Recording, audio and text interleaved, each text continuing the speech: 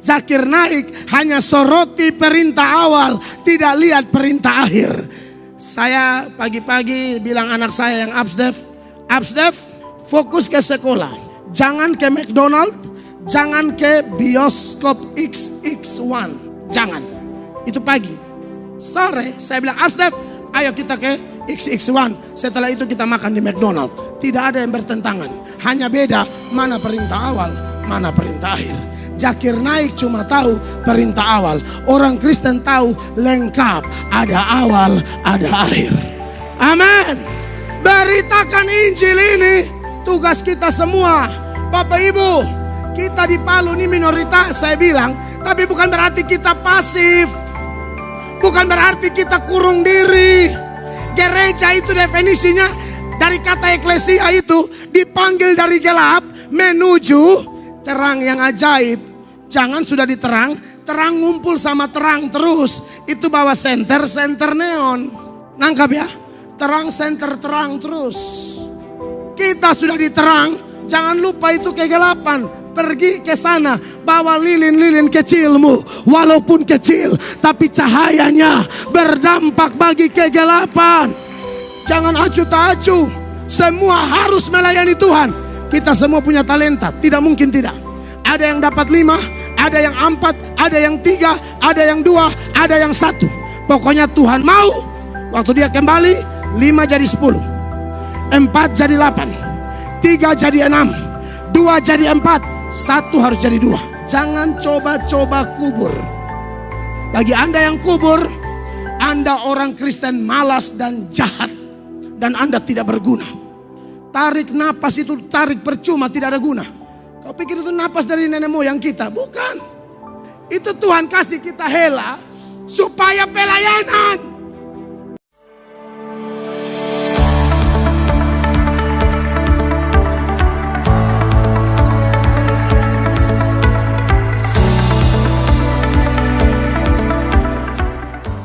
Baik, shalom.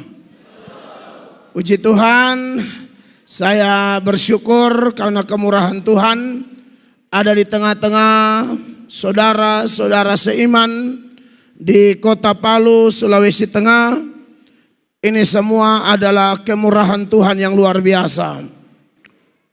Untuk pertama kali kami ada di Kota Palu untuk kepentingan pemberitaan Injil dalam acara yang luar biasa pasca badan musyawarah antara gereja Lembaga Keagamaan Kristen Indonesia Kota Palu. Saya sangat bersyukur mendapatkan kesempatan ini. Sebagian Bapak Ibu mungkin pernah melihat kami di media sosial, tetapi bagaimanapun saya harus perkenalkan diri lebih lengkap.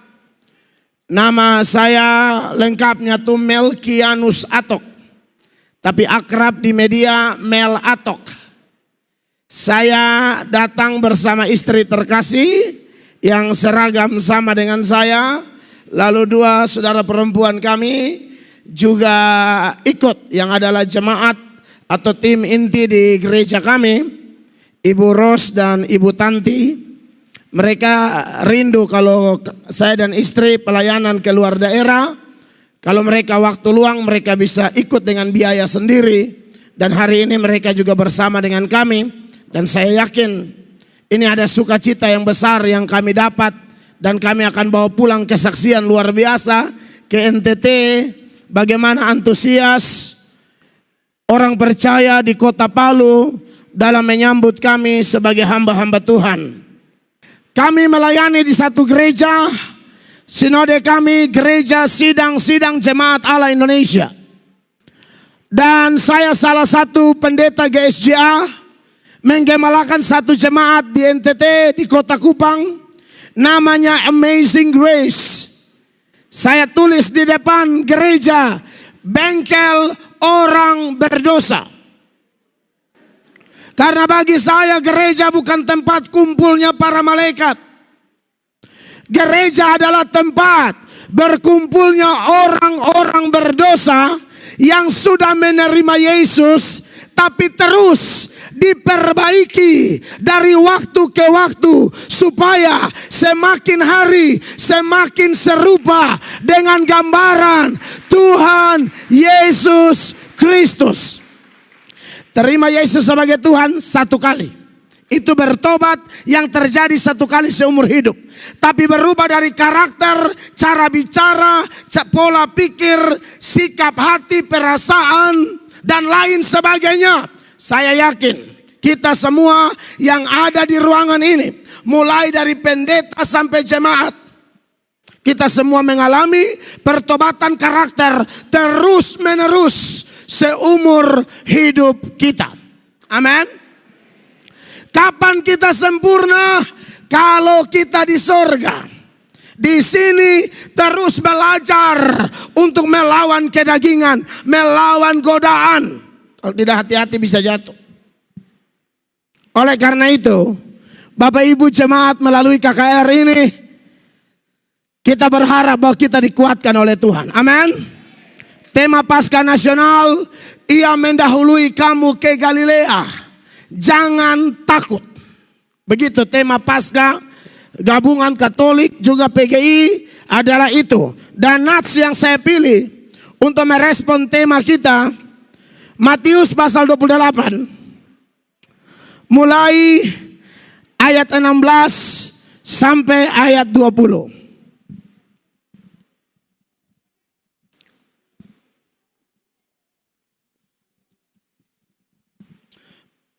Matius pasal 28 ayat 16 sampai ayat 20. Saya ajak jemaat semua berdiri bersama-sama. Kita akan baca berbalas-balasan ayat-ayat ini. Saya terlebih dahulu. Dan ke-11 murid itu berangkat ke Galilea, ke bukit yang telah ditunjukkan Yesus kepada mereka. 17.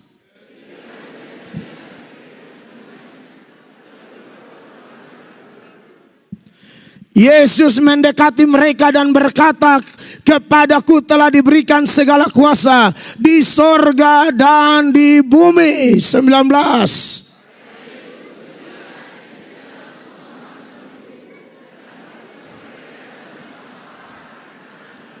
20 sama-sama 23. Dan ajarlah mereka melakukan segala sesuatu yang telah kuperintahkan kepadamu.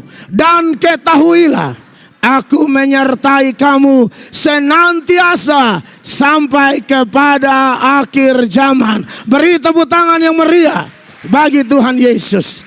Silakan duduk jemaat yang diberkati oleh Tuhan Yesus Kristus. Saya percaya bahwa selama bulan-bulan Paskah sampai Pentakosta ini, di gereja kita masing-masing, kita telah mendengarkan khotbah-khotbah seputaran Paskah. Dan mungkin beberapa gereja juga menyoroti tema nasional, yaitu Ia mendahului kamu ke Galilea, jangan takut. Dan hari ini sekali lagi kita dikuatkan oleh Tuhan. Manusia itu adalah makhluk yang gampang sekali melupakan aturan-aturan Tuhan. Itu manusia. Jangankan manusia yang sekarang, manusia pertama, Adam dan Hawa, yang sudah jelas-jelas belum ada dosa. Larangan Tuhan begitu jelas. Kejadian 2 ayat 16-17. Semua pohon dalam taman ini boleh kau makan buahnya dengan bebas. Tapi tentang yang di tengah taman, pengetahuan yang baik dan yang jahat, jangan makan. Saudara, itu kejadian 2. Kejadian 3 langsung lupa. Itu Adam loh. Adam dan Hawa belum berdosa, tapi begitu cepat melupakan firman Allah. Maka saya percaya, kalau Adam dan Hawa yang tidak berdosa waktu itu bisa jatuh dalam lupa ingatan seperti itu, maka tidak menutup kemungkinan kita sekarang bisa mengalami yang sama. Karena kalau kita lihat doktrin tentang dosa, sebelum kejatuhan, manusia itu bisa berdosa, bisa tidak. setelah kejatuhan tidak bisa tidak berdosa.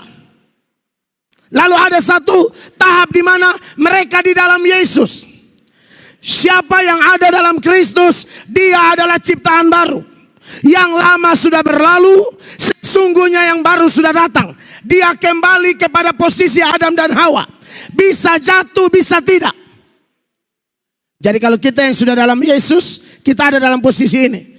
Nanti kalau sudah tahap total, tubuh kita ini diubahkan dengan tubuh kemuliaan. Seperti tadi teman-teman dari Advent kutip Filipi pasal 3 ayat 20. Itu lanjut ayat 21-nya. Dia berkata kita akan mengenakan tubuh yang baru. Nah kalau yang ini tidak mungkin berdosa lagi. Tapi sekarang di dunia ini, sekalipun kita dalam Yesus, tidak ada yang kebal. Bahkan pendeta pun tidak hati-hati tumbang. 2020, 21, 22 saya pusing. Dapat berita gembala ini selingkuh. Gembala itu piara perempuan. Gembala ini doyan konseling ibu-ibu cantik.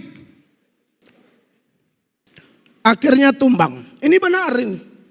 Ini bukan barang baru. Padahal kalau ngomong khotbah mereka jago. Hafal ayat jago. Bahasa roh, aduh jangan tanya. Pegang mic, lapas mic, bahasa roh. Tapi gembala jemaat tumbang saya sudah biasa dengar. Saya juga rasa terganggu sekali. Yang namanya orang Kristen. Tapi kalau sudah level pemimpin rohani tumbang, itu bukan main-main loh. Berarti sekalipun kita dalam Yesus, kita harus perlu diingatkan dengan firman Tuhan. Makanya Tuhan bilang sama Musa, beritahukan firman itu berulang-ulang. Waktu engkau duduk, waktu engkau di jalan, waktu mau tidur, waktu bangun, dalam keadaan apapun, bicara terus. Kasihilah Tuhan Allahmu, Tuhan Allahmu Esa. Sekalipun mereka berkali-kali menyampaikan itu kepada bangsa Israel, tetapi tetap bangsa Israel jatuh berkali-kali dalam penyembahan berhala. Bapak Ibu lihat di situ. Jadi tidak boleh ada kita yang meremehkan yang namanya firman Allah. Sekalipun tema Paskah ini kita sudah dengar. Di gereja kita sudah dibahas. Pendeta A, B, C sudah membahasnya dengan baik. Seturut standar ilmu homiletik. Bagaimana berkhotbah dengan baik. Natsnya, pendahuluannya, temanya, poin-poinnya jelas. Tetapi itu bukan berarti kita langsung berpuas diri. Dengar Bapak Ibu, saudara-saudara seiman, mulai dari hamba-hamba Tuhan sampai semua jemaat yang hadir. Untuk hal tertentu kita harus puas. Tapi ada hal-hal di hidup ini kita tidak boleh puas. Untuk hal-hal tertentu seperti puaslah dengan pasangan hidupmu. Amin. Cukup sudah itu. Apalagi Kristen, monogami. Nikah 1 kali seumur hidup. Kalau pasangan meninggal baru mau nikah lagi tidak apa-apa. Jangan masih napas satu-satu buka cabang. Ada yang pasangan belum meninggal, baru gejala.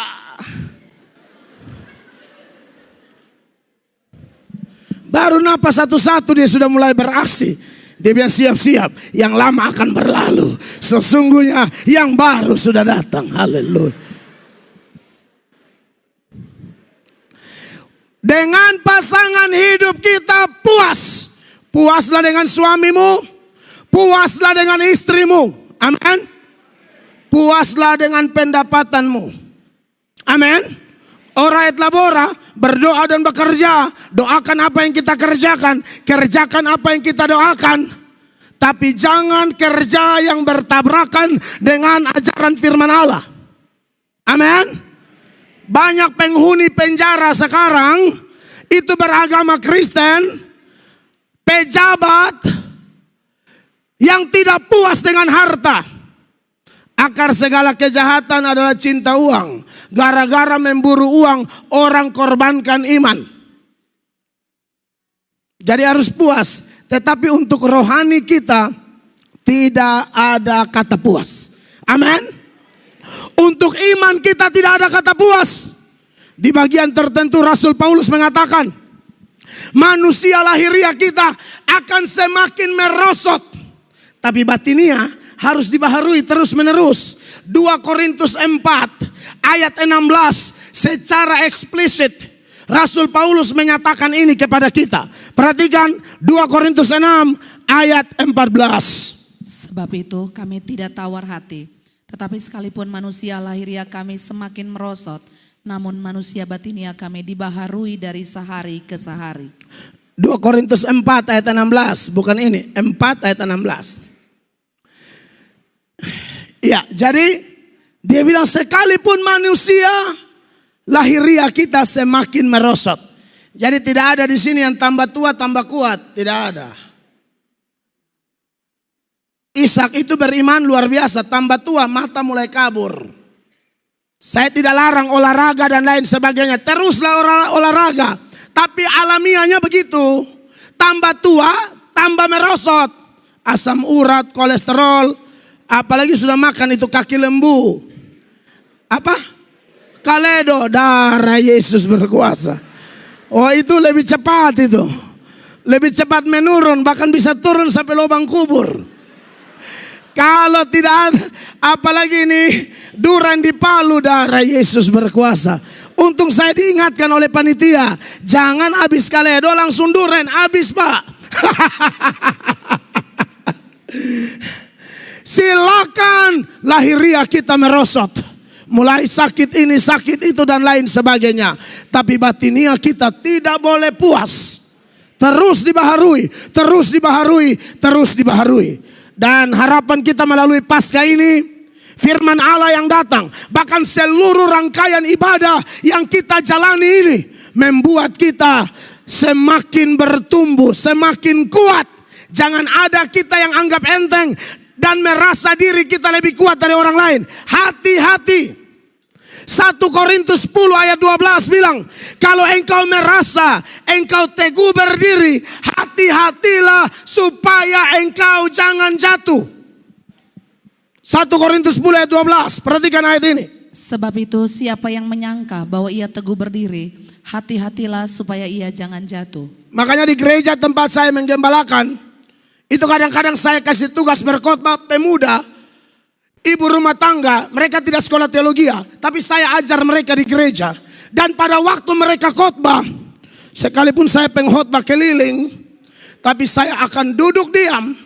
Saya memberi perhatian sungguh-sungguh. Karena saya pegang prinsip Matius pasal 7 ayat 12. Segala sesuatu yang kamu kehendaki supaya orang perbuat kepadamu, perbuat demikian juga pada dia. Saya pendeta, saya ini kalau khotbah, saya mau didengar.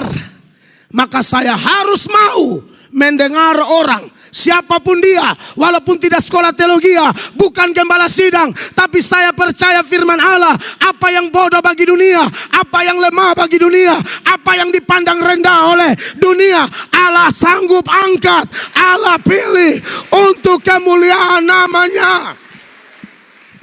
Maka saya latih jemaat Tuhan di tempat saya, rendah hati. Bukan masalah saya hafal ayat, saya mampu mengajar doktrin-doktrin. Tapi saya percaya sampai hari ini, keteladanan kita berbicara lebih kuat dari khotbah kita. Saya tidak akan pasang aksi seolah-olah saya lebih pintar, jam terbang tinggi, pengalaman gembala, menggembalakan jemaat ratusan bahkan ribuan. Tidak. Pada waktu dia bicara, dia ibu rumah tangga, tidak tamat SD, tapi Tuhan bisa pakai dia. Tuhan bisa pakai dia. Kemarin di YouTube saya, mungkin Bapak Ibu nonton, saya kasih security gereja khotbah. Security, khotbahnya bagus banget.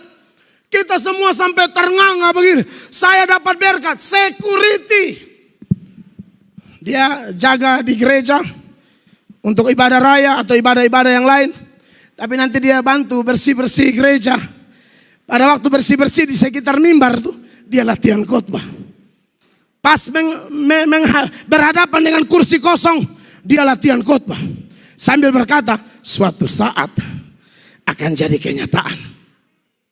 Dia tidak pernah ngomong ke saya. Tapi satu kali saya hubungi dia. Pak, tolong siap materi ya. Belajar, berdoa. Saya mau Bapak khotbah, saya mau dengar. Oh, dia buat yang terbaik. Kami semua ternganga-nganga. Makanya saya motivasi teman-teman yang sekolah teologi di gereja. Calon-calon pendeta. Saya bilang kalian kalau tidak belajar, security lebih bagus dari kalian. Jangan sombong karena STH, MTH. Jangan. Kalau ada orang yang merasa dirinya kuat, hati-hati. Jangan sampai jatuh. Amin Bapak Ibu. Di bagian lain, Amsal 18 ayat 12, Alkitab berkata, tinggi hati mendahului kehancuran, kerendahan hati mendahului kehormatan. Sapa rendah hati, promosi Allah sudah menanti. Sapa tinggi hati, Tuhan tende sampai rata. Maka dari itu, terima kasih buat kerendahan hati hamba-hamba Tuhan sekota Palu. Terima kasih buat kerendahan hati gembala-gembala, pendeta-pendeta, pengurus-pengurus gereja, pengurus Bamak, pengurus LKKI Kota Palu yang hadir hari ini dan memberi diri Anda diajar oleh Tuhan sendiri. Kami hanya juru bicaranya, tetapi yang kami khotbahkan adalah isi hati Tuhan. Nah, berkaitan dengan Matius 28 ayat 16 sampai ayat 20. Di bawah tema, Ia mendahului kamu ke Galilea. Jangan takut. Ada beberapa hal yang Tuhan mau ingatkan bagi gereja-gereja sekota Palu melalui teks ini. Yang pertama, bahwa yang Tuhan mau ingatkan bahwa Tuhan kita adalah Tuhan yang dapat dipercaya. Temanya jelas, Ia mendahului kamu ke Galilea. Dan nats kita Matius 28 ayat 16. Ini peristiwa adalah penggenapan dari apa yang malaikat sampaikan. Nanti kalian ketemu di Galilea. Dan betul mereka ketemu di Galilea setelah kebangkitannya. Makanya dikatakan saudara-saudara, ayat 16, dan ke-11 murid itu berangkat ke Galilea. Dan seterusnya. Tuhan kita ngomong apa saja pasti Dia lakukan.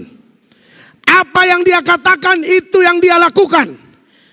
Dari sebelum Dia menjelma menjadi manusia, waktu Dia menjelma menjadi manusia, sampai Dia sudah mengalami kematian dan kebangkitan, naik ke sorga, semua yang Dia janjikan Dia genapi secara sempurna. Salah satu hal yang paling bikin heboh, Tuhan Yesus itu kan begini. Sepanjang pelayanan Tuhan Yesus sering membuat klaim-klaim yang bikin heboh. Anda bisa bayangkan Tuhan Yesus pernah di depan orang-orang Yahudi, Tuhan Yesus bilang begini, sebelum Abraham jadi, aku sudah ada. Ini kan orang bingung. Kamu usia belum 50 tahun, kamu sudah lihat Abraham. Mereka mau lempar dia dengan batu. Itu Bapak Ibu bisa baca di Yohanes pasal 8 ayat 56 sampai 59. Di bagian lain Yesus bilang, rubuhkan bait Allah ini. Dalam 3 hari aku bangun kembali. Itu orang marah besar. Dan yang paling bikin heboh, Yesus bilang begini, Aku akan memberikan nyawaku menurut kehendakku sendiri. Dan aku berkuasa mengambilnya kembali. Aku akan meninggal, tapi pada hari yang ketiga aku akan bangkit kembali. Ini paling bikin heboh. Gara-gara klaim ini, Bapak Ibu tahu Yesus dituduh apa? Gila. Gara-gara klaim ini Yesus dituduh apa? Kerasukan setan. Gara-gara klaim ini Yesus dituduh apa? Sesat. Gila, kerasukan setan, sesat. Makanya kalau Bapak Ibu baca di Yohanes ya, pasal 10 mulai ayat 17. Ini kan Yesus bicara kematian dan kebangkitannya. yang merupakan inti dari Injil. Perhatikan apa yang Yesus katakan. Bapa mengasihi aku, oleh karena aku memberikan nyawaku untuk menerimanya kembali. 18. Tidak seorang pun mengambilnya daripadaku, melainkan aku memberikannya menurut kehendakku sendiri. Aku berkuasa memberikannya dan berkuasa mengambilnya kembali. Sampai di sini. Tidak ada manusia yang ngomong begini. Nabi tidak ada. Semua nabi, semua manusia seperti kita. Tidak ada yang bilang begini. Pokoknya saya mau mati kapan baru saya mati. Tidak ada. Kita semua ini tunggu nomor antrian mati. Amin. Tuhan tendes di atas, putus di bawah. Betul ya? Kita lagi tunggu ini. Silakan kerja, silakan kumpul duit. Tapi kalau waktunya tiba, dia tekan di atas.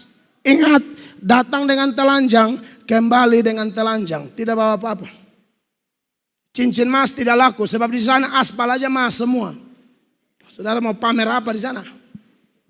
Amin. Tapi beda. Belum ada manusia pernah mengatakan ini. Saya mau kasih kapan saya kasih, nanti saya ambil kembali. Mana ada kita ngomong begitu? Tidak ada. Gara-gara ini, saudara lihat apa yang terjadi. 19. Maka timbullah pula pertentangan di antara orang-orang Yahudi karena perkataan itu. Banyak di antara mereka berkata, ia kerasukan setan dan gila. Mengapa kamu mendengarkan dia? Ia kerasukan setan dan gila. Mengapa kamu mendengarkan dia? Jadi kekasih-kekasih Tuhan. Gara-gara doktrin ini, Yesus dituduh gila, kerasukan setan. Bukan cuma itu, Yesus dituduh sesat. Dalam Matius pasal 27 ayat 62. Matius 27 ayat 62. Perhatikan. Keesokan harinya, yaitu sesudah hari persiapan, datanglah imam-imam kepala dan orang-orang Farisi bersama-sama dengan menghadap Pilatus. 63.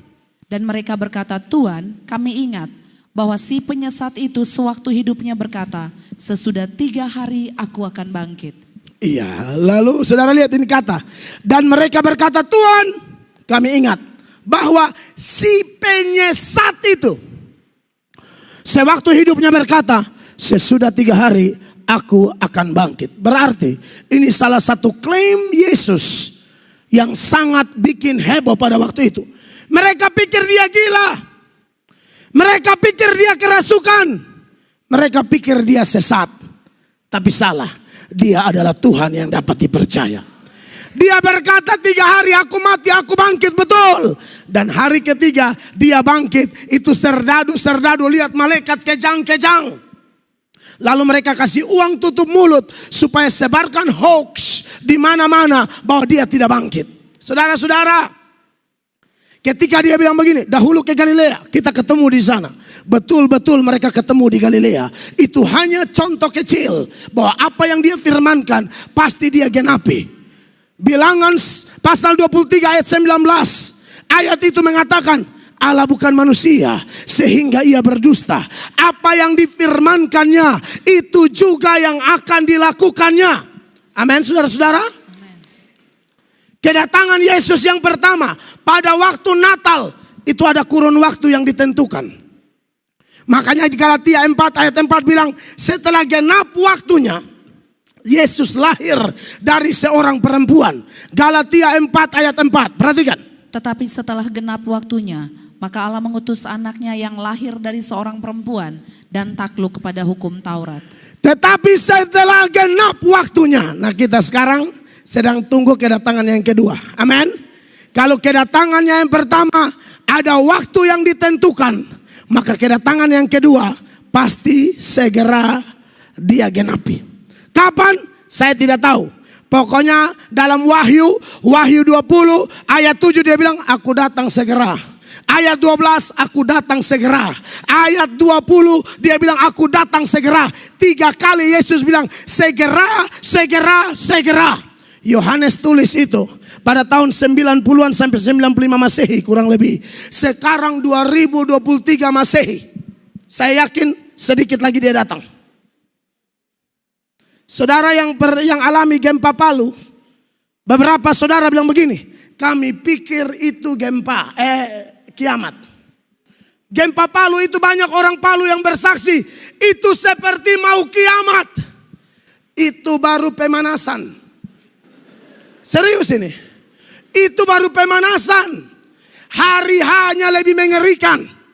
Makanya kita harus siap sedia. Karena dia Tuhan yang dapat dipercaya. Dia ngomong apa, dia buat. Amin. Entah itu berkat, entah itu bencana. Entah itu dia meninggikan atau dia merendahkan. Semuanya dapat dipercaya. Baca itu Ibrani 10 ayat 37. Firman Allah bilang apa di sana? Ibrani 10 ayat 37. Sebab sedikit, bahkan sangat sedikit waktu lagi, dan ia yang akan datang sudah akan ada, tanpa menangguhkan kedatangannya. Amin. Sedikit lagi dia datang, Bapak Ibu jemaat. Jadi jangan main-main, ya. Jangan main-main buat semua saudara seimanku di kota Palu, Sulawesi Tengah. Apa yang difirmankannya pasti dikenapinya. Amin, saudara-saudara. Tapi bagi Anda yang percaya dia, jangan takut. Bagi orang yang tidak siap, dia datang seperti pencuri. Tapi bagi Anda yang siap, dia datang seperti mempelai. Tunggu pencuri, suasana penuh ketakutan. Tunggu mempelai, suasananya suasana pesta. Beri tepuk tangan yang meriah bagi Tuhan. Kita yang cinta Tuhan, kita tidak tunggu pencuri. Pencuri itu bagi mereka yang tidak siap, bagi mereka yang acuh tak acuh. Tapi bagi kita yang siap, kedatangannya pesta. Amin. Alkitab berkata, pada waktu Yesus datang itu, setiap lutut bertelut. Amin. Yesus datang, setiap lutut bertelut, semua lidah mengaku bahwa Yesus Kristus adalah Tuhan bagi kemuliaan Allah Bapa. Bapak Ibu tahu, ada dua kelompok orang yang berlutut waktu itu. Yang pertama, berlutut karena memang dia sudah siap menyambut Yesus dalam pesta perkawinan anak domba Allah. Tapi yang kedua, ada orang yang berlutut terpaksa harus berlutut. Tidak bisa tidak. Terpaksa harus berlutut, terpaksa harus mengaku. Saya sarankan, jangan ada kita di sini yang waktu itu datang berlutut terpaksa. Berlututlah karena memang kita sudah menerima dia sebagai Tuhan dan Juru Selamat yang telah membayar lunas segala dosa-dosa kita. Amin, kekasih Allah. Maka percayalah, Tuhan pasti akan memberkati kita luar biasa. Hal yang perlu kita ingat, Tuhan kita Tuhan yang dapat dipercaya. Apa yang dia katakan pasti dia genapi dengan sempurna. Amin, kekasih Tuhan. Hal yang kedua yang saya catat di sini, apakah soundman bisa kasih naik kontrolnya supaya saya jangan terlalu paksa berteriak. Saya kayak kurang dengar suara saya di depan ini. Soundman tolong ya.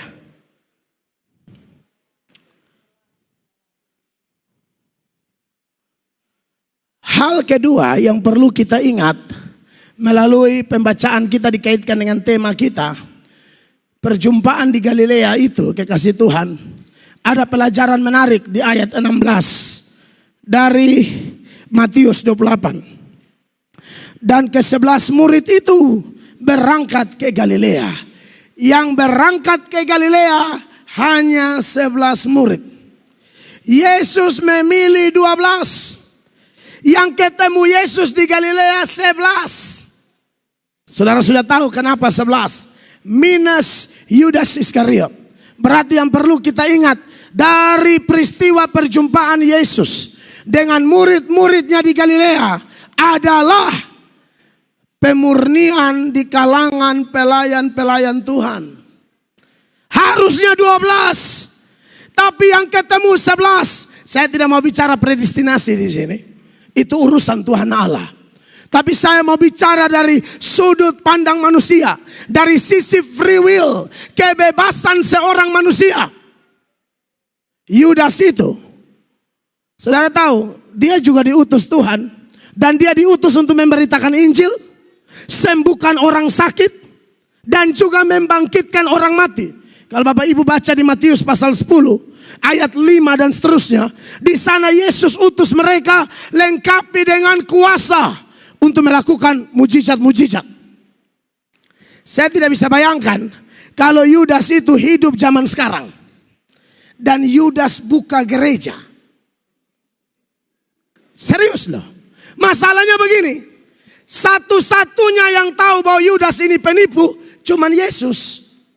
Petrus tidak tahu, Yakobus tidak tahu, Yohanes tidak tahu, Thomas tidak tahu, yang lain tidak tahu. Yang tahu cuma Yesus. Betapa hebatnya dia main sinetron. Betapa hebatnya dia acting. Sampai kawan-kawan yang sehari-hari dengan dia tidak menyangka kalau dia pengkhianat. Makanya ya saya rasa zaman sekarang memang harus waspada ya. Jangan asal percaya kalau orang selalu bahasanya rohani terus. Ketemu orang selalu shalom, hosana, GBU. Kita balas GBI, GPDI, GSJA, GPPS. Advent juga. Ngeri-ngeri sedap saudara-saudara. Orang yang melayani, bikin mujizat, usir setan, pengkhotbah kelas berat. Tahu-tahu penipu. Makanya Yesus bilang apa?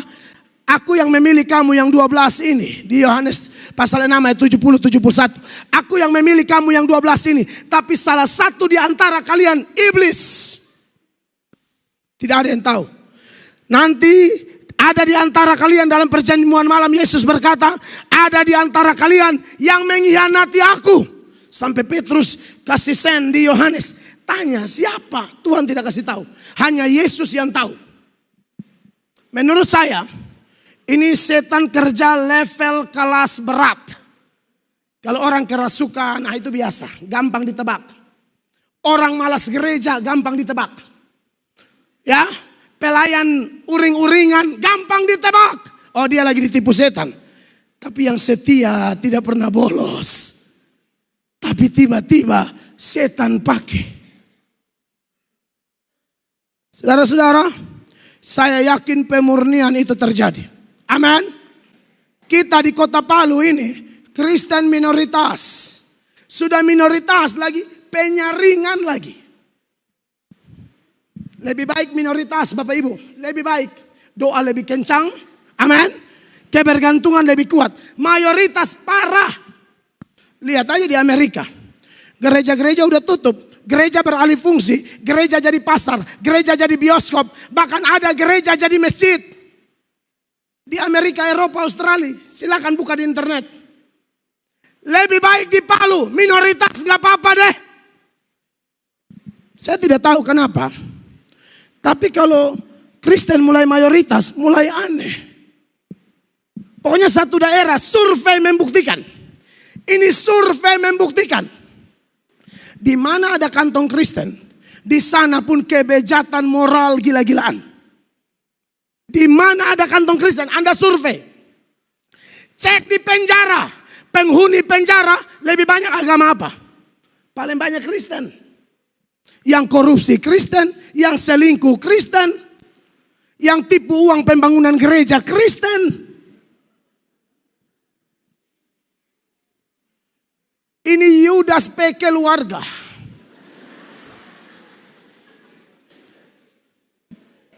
Ini keluarga Yudas Iskariot. Maka saya percaya penyaringan sedang berlangsung hari ini. Amin. Satu kali orang-orang tinggalkan Tuhan Yesus. Di Yohanes pasal 6 ayat 66. Mereka ini tinggalkan Yesus. Tapi Yesus itu luar biasa. Saya teladani Tuhan Yesus. Waktu mereka tinggalkan Yesus, ayat ini bilang begini, Yohanes 6 ayat 66. Mulai dari waktu itu, banyak murid-muridnya mengundurkan diri dan tidak lagi mengikut dia. Lalu Yesus lihat kalau sudah mengundurkan diri tinggal yang 12. Yesus tanya yang 12, kalian tidak ikut juga? Coba lihat 67. Maka kata Yesus kepada ke-12 muridnya, apakah kamu tidak mau pergi juga? Dari begitu banyak tinggal 12 ini. Yang 12 ini Yesus masih uji lagi. Mau ikut juga? Saya jarang ketemu gembala begini. Tapi harusnya gembala begini. Bukan kita tidak peduli domba. Tapi kadang-kadang memang penyaringan itu ada. Karena ada orang yang datang gereja itu tidak cari Yesus. Dia bukan cari Yesus. Dia cari apa yang Yesus punya. Yang Yesus punya itu apa? Pangkat, kedudukan, berkat, sembuh, sehat, suami. Yang cari suami datang di gereja. Istri, yang belum ada istri menyembah sambil mata lihat kiri kanan. Ini posisi kosong di mana? Yang belum ada anak, cari Yesus. Kelihatannya cari Yesus, tidak. Nanti sudah dapat pangkat kedudukan, gereja dia buang. Sudah dapat mujizat, gereja dia buang. Sudah dapat istri, tidak pelayanan. Sudah dapat anak, tidak pelayanan. Dulu komitmen bahwa mau melayani walaupun ada anak, omong kosong. Hati-hati Bapak Ibu, penyaringan terjadi. Tuhan sedang menguji kita semua seperti dia uji Abraham. Dia uji Abraham dengan bagaimana? Dia uji Abraham lebih mencintai mana? Pemberi atau pemberian? Ishak pemberian.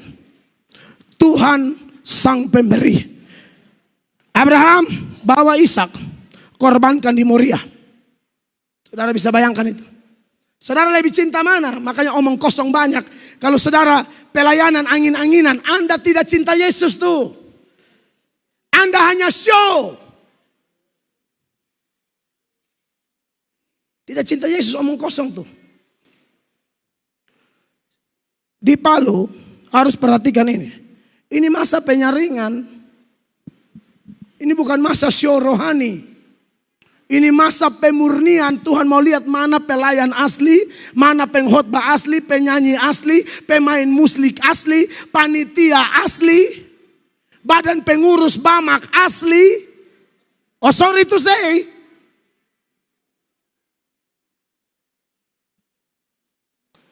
Saya tidak tertarik lihat orang heboh-heboh. Saya yakin, saya bilang tadi, kalau Yudas ada zaman sekarang dia buka gereja full. Ibadah bukan cuma 4 kali, 7 kali. Dia pun bukan gereja 1 jam saja. Gereja 30 menit saja. Manusia pasti banyak. Orang sekarang kan di mana-mana cari mujizat toh.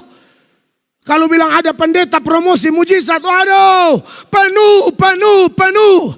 Tapi Anda tahu, orang-orang yang mundur di Yohanes 6 ayat 66 ini hanya cari roti, cari mujizat, makanya mundur. Dari mana kita tahu? Yohanes 6 masih konteks yang sama. Ayat 26, Tuhan Yesus bilang begini ke mereka.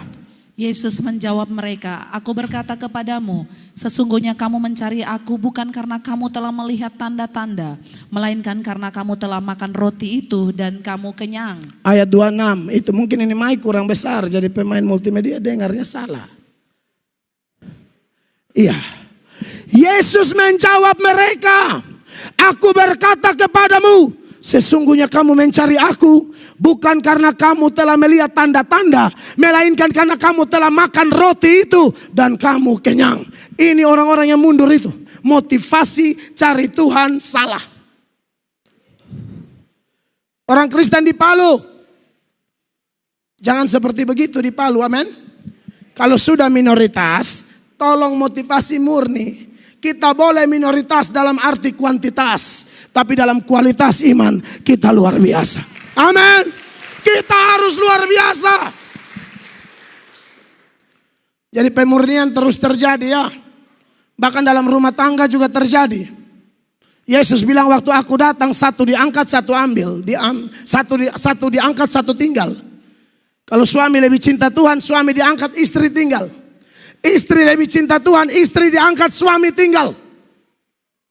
Makanya usahakan semua semangat. Pemurnian dimulai dari keluarga. Kita tidak bisa nebeng keselamatan kepada orang. Yesus kerjakan keselamatan di Golgota universal, tapi untuk menanggapinya pribadi lepas pribadi. Amin, kekasih Allah. Hal yang ketiga, apa yang harus kita ingat dari perjumpaan Tuhan Yesus dan murid-murid di Galilea? Yang ketiga adalah kita harus ingat supaya kita tetap kuat. Kita tidak boleh meragukan kemahakuasaan Kristus. Pada waktu ketemu orang menyembah, tapi beberapa ragu-ragu.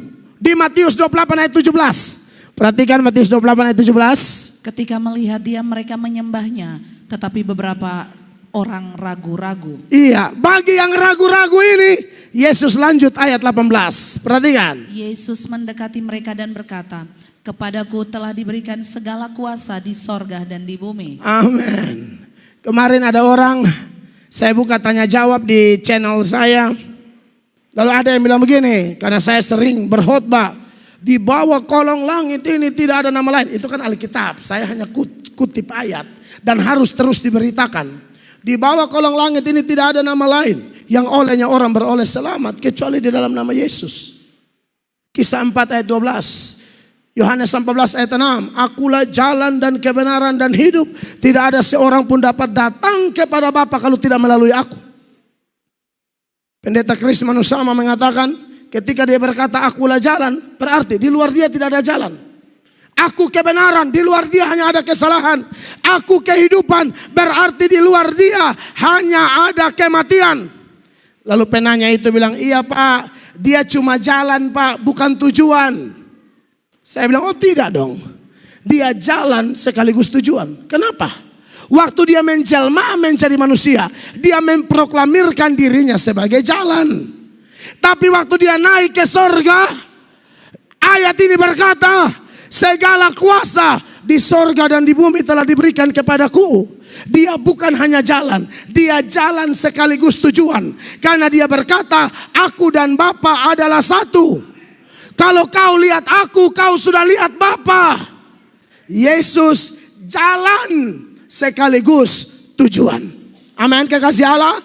Ini tidak boleh ragu karena hari-hari ini media sosial ini, Bapak Ibu mau dengar khotbah, cukup pegang handphone, asal ada wifi, ada internet, bisa nonton sesuka hati, khotbah model apapun.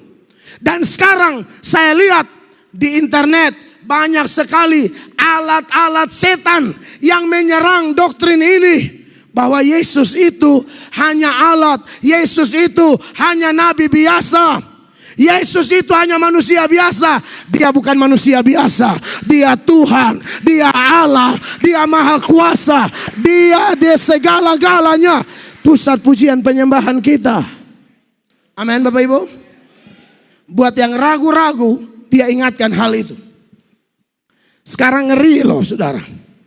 Saya lihat kalau Kristen tidak kuat, habis. Saya tidak tahu di Bamak nih saksi Yehova gabung. Tidak. Saksi Yehova tuh kalau dia pergi door to door loh. Kalau yang baca Alkitab abal-abal, hanya suka cari mujizat, datang dengar khotbah cuma mau dengar yang lucu-lucu, Anda sasaran yang paling gampang ditelan. Diberkatilah jemaat yang suka dengar pengajaran, karena iman bertumbuh dari pendengaran firman Allah, bukan lucu-lucu. Lucu boleh asal pas-pas. Jangan 1 jam lucu terus. Saya dulu begitu, lucu sekali. Sampai ibu-ibu pulang suaminya tanya, tadi KKR Pak Pendeta Mel khotbah apa? Aduh saya tidak tahu, pokoknya lucu sekali. Aduh saya malu saudara-saudara. Aduh ini harus bertobat, harus bertobat. Pendeta juga harus bertobat. Betul Pak? Kita jadikan mimbar ini jadi tempat stand up komedi. Jangan, ini tempat kudus, tempat bicara firman, bukan tempat main lawak. Amin Bapak Ibu. Dia Tuhan Maha Kuasa, tak tergoyahkan kuasanya. Amin. Yang keempat, ada 5 poin, jadi tahan. Amin. Sudah 4. Yang keempat, apa yang harus diingat oleh gereja-gereja sekota Palu yang hadir saat ini? Yang keempat, pertemuan di Galilea itu, Tuhan mau ingatkan bahwa kita semua harus memberitakan Injil. Karena setelah ayat 18 dia bilang segala kuasa di sorga di bumi telah diserahkan kepadaku. Dia bilang karena itu pergi jadikan semua bangsa muridku. Naik. Dia pernah bilang, Yesus itu hanya juru selamat Israel. Karena dia pakai patokan Matius 10 ayat 5 dan 6. Matius 10 ayat 5 dan 6. Perhatikan. Zakir Naik hafal ayat-ayat ini. Dia tidak pakai buka-buka Alkitab. Dia ngomong langsung ayat-ayatnya. Jadi kalau pendeta tidak hafal ayat, wah malu sama Zakir Naik. Malu Pak, benar loh.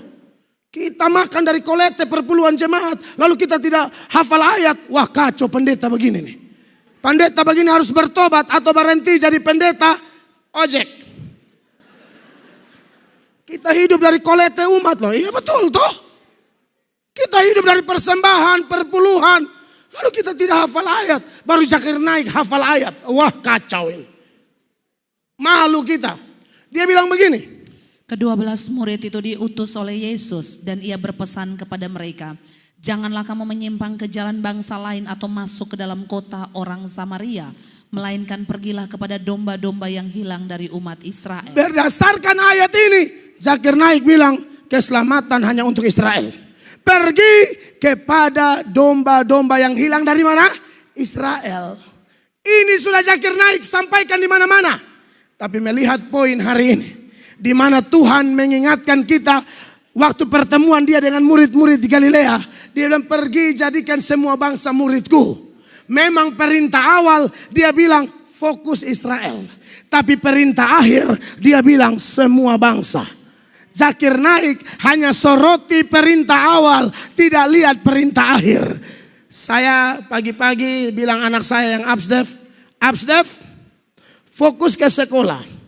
Jangan ke McDonald, jangan ke bioskop XX1. Jangan. Itu pagi. Sore saya bilang, Absdef, ayo kita ke XX1. Setelah itu kita makan di McDonald. Tidak ada yang bertentangan. Hanya beda mana perintah awal, mana perintah akhir. Zakir Naik cuma tahu perintah awal. Orang Kristen tahu lengkap. Ada awal, ada akhir. Amin. Beritakan Injil ini tugas kita semua. Bapak Ibu, kita di Palu ini minoritas saya bilang. Tapi bukan berarti kita pasif. Bukan berarti kita kurung diri. Gereja itu definisinya dari kata eklesia itu dipanggil dari gelap menuju terang yang ajaib. Jangan sudah diterang, terang ngumpul sama terang terus. Itu bawa senter neon. Nangkap ya? Terang senter terang terus. Kita sudah diterang, jangan lupa itu kegelapan. Pergi ke sana, bawa lilin-lilin kecilmu. Walaupun kecil, tapi cahayanya berdampak bagi kegelapan. Jangan acuh tak acuh. Semua harus melayani Tuhan. Kita semua punya talenta, tidak mungkin tidak. Ada yang dapat 5, ada yang 4, ada yang 3, ada yang 2, ada yang 1. Pokoknya Tuhan mau. Waktu dia kembali 5 jadi 10, 4 jadi 8, 3 jadi 6, 2 jadi 4, 1 harus jadi 2. Jangan coba-coba kubur. Bagi Anda yang kubur, Anda orang Kristen malas dan jahat. Dan Anda tidak berguna. Tarik napas itu tarik percuma, tidak ada guna. Kau pikir itu napas dari nenek moyang kita? Bukan. Itu Tuhan kasih kita hela supaya pelayanan. Oh, bukan hela percuma lalu makan kaledo terus. Khotbah. Amin. Saudara lihat itu hamba yang talenta cuma 1. Di Matius 25 ayat 26. Yesus bilang kamu jahat, kamu malas. Semua pendeta malas, kamu penjahat dalam gereja. Kita tidak bisa tunggu doa tarik jiwa. Kau cari jiwa, tarik jiwa, tarik jiwa. Sorry Bapak Ibu pendeta. Amin. Dan di ayat 30 dia bilang lemparkan hamba yang tidak berguna ini. Bapak Ibu yang sudah Kristen, pernah komitmen melayani, tapi tidak melayani, terkutuklah Anda. Apa dasarnya? Yesaya 48, Yeremia 48 ayat 10. Ini ayat keras. Perhatikan, buat yang sudah komitmen, tapi sekarang mulai fokus dunia, fokus cari uang, lupa komitmen pelayanan. Dengar ini ayat. Terkutuklah orang yang melaksanakan pekerjaan Tuhan dengan lalai. Garis bawahi, terkutuklah orang yang melaksanakan, sampai di situ, pekerjaan Tuhan dengan lalai. Saudara sudah komitmen betul.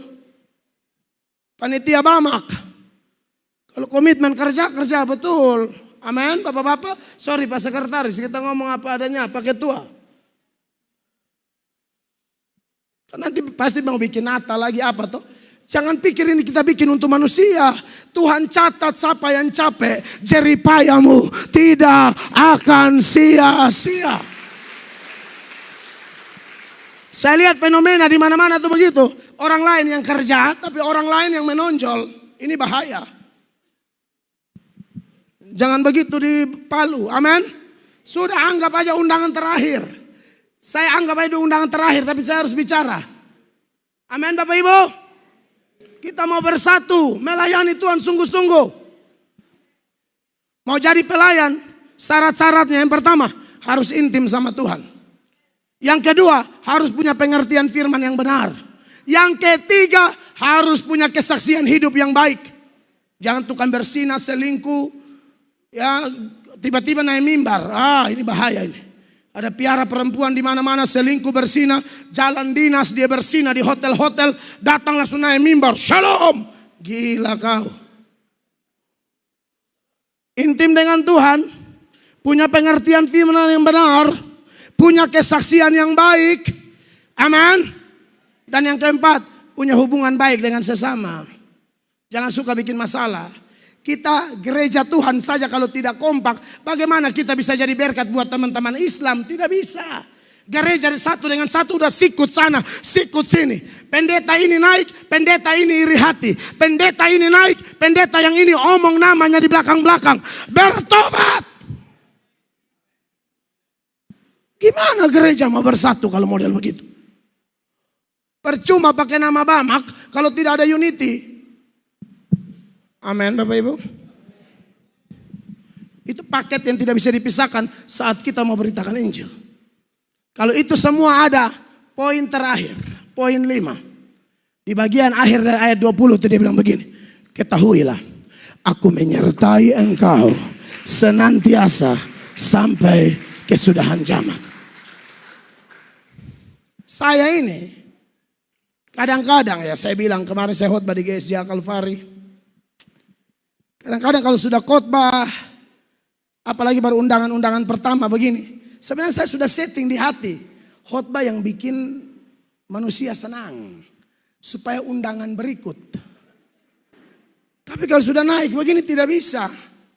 Saya kalau sudah doa minta Roh Kudus tolong, jadinya lain.